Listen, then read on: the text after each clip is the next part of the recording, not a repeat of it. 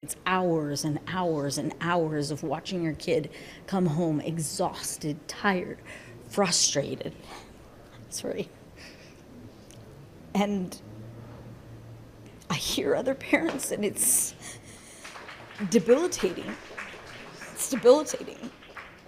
Katya Burchkovsky is one of dozens of parents voicing concerns and sharing barriers their children face at a Toronto District School Board Special Education Advisory Committee meeting held on Monday night. I have a daughter who's advocated for herself since she was in grade 5.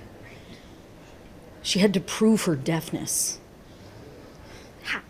How's that even possible? You know? Like, both of my kids received the disability tax credit from Ontario because they're disabled, point blank, period. And yet the board and the ministry wants to debate that. I was explaining to the SEAC committee basically the barriers that exist for gifted children in the primary grades of the TDSB and how the board refuses to recognize their exceptionality.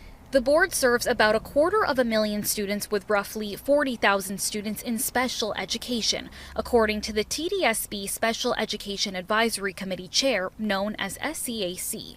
The TDSB has been under the Ontario government since last year, and according to the SEAC, actions from reducing special education schools to staff cuts have been hurting students. This public forum is also the only public venue parents are able to raise concerns about these experiences. But it's so important that SEAC hear directly from the parents who are experiencing these barriers in special education, because frankly, like the version of special education that gets reported to SEAC by the senior staff members is often not the version of special education that parents are experiencing on the ground. I'd say being here is almost out of desperation, because unfortunately the TDSB has not responded to any of our letters or calls or requests for information.